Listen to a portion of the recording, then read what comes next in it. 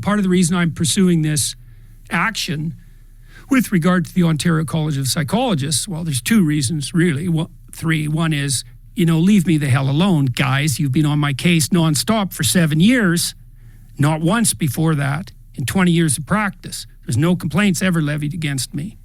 It wasn't until I started to become, relatively well-known publicly that the college came after me.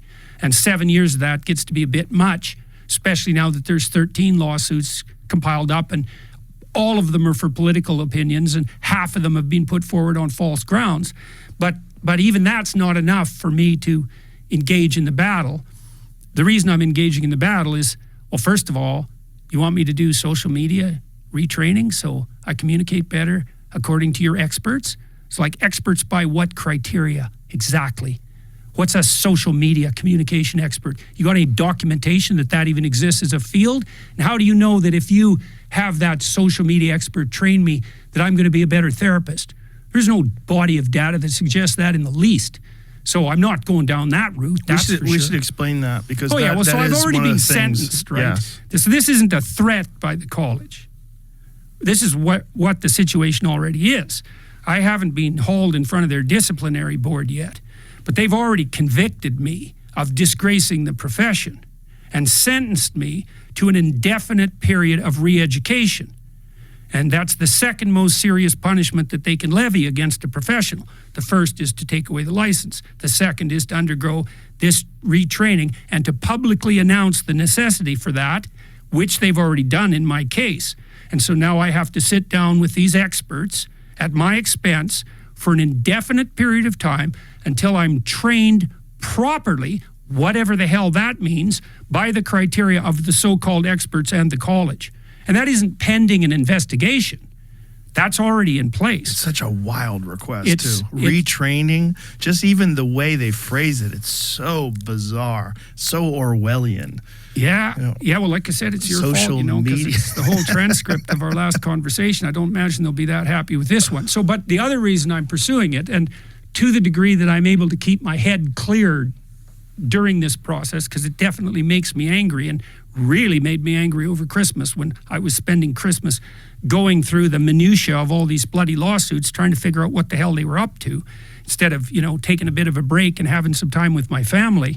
And so I was very upset about that. But to the degree that I'm upset about it, I'm not doing it right, because this can't be personal, can't be about me.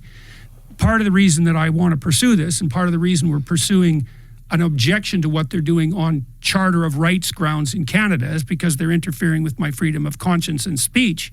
And again, it isn't even the case that the reason that that's a problem is because it's about me. The reason it's a problem is because the colleges in general, like the regulatory boards of professionals, are doing this to everyone. Lawyers, physicians, teachers, massage therapists. There's all these licensed professions.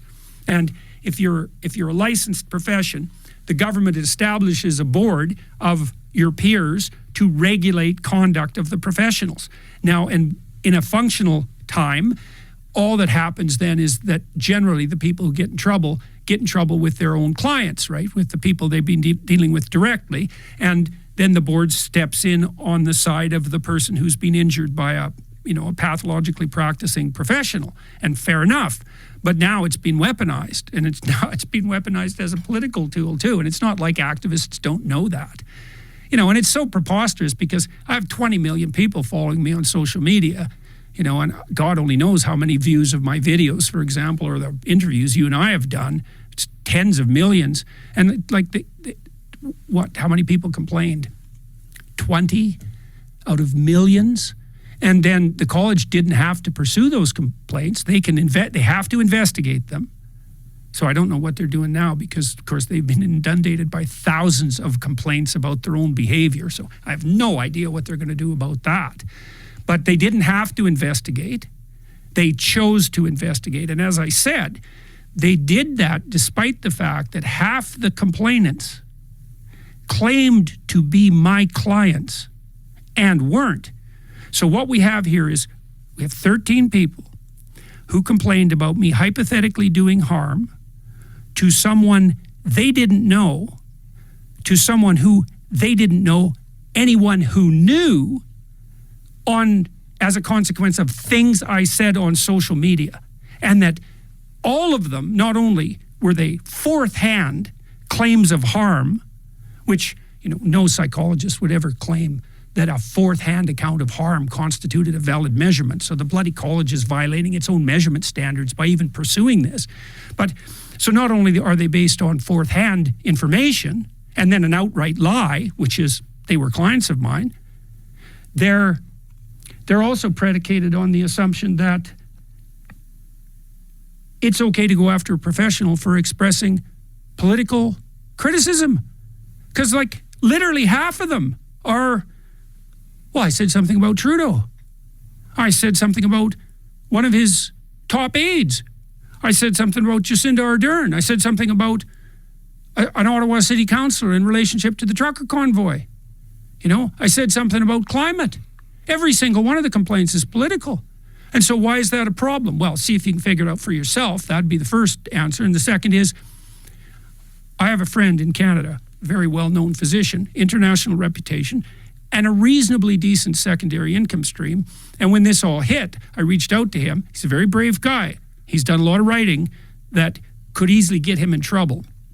I said, look, maybe I could get you and Bruce Party, this lawyer at Queen's University, who's gone after essentially the college that functions for lawyers. I said, we should do 3 letters, same time, saying, that the colleges are chilling free speech in Canada with psychologists, with physicians, and with lawyers. And he said he didn't have his house in order enough to dare to take on the college. And the problem with that is that I don't know anybody in Canada who's a physician that's more well-situated than him or braver. And even he was loath to do it. He'll do it eventually, but not now. And so here's the situation we're in for all you who are listening. If you go to see a professional when you have a crisis, psychologist or a physician or a lawyer, let's say, you bloody well better hope those people are telling you the truth.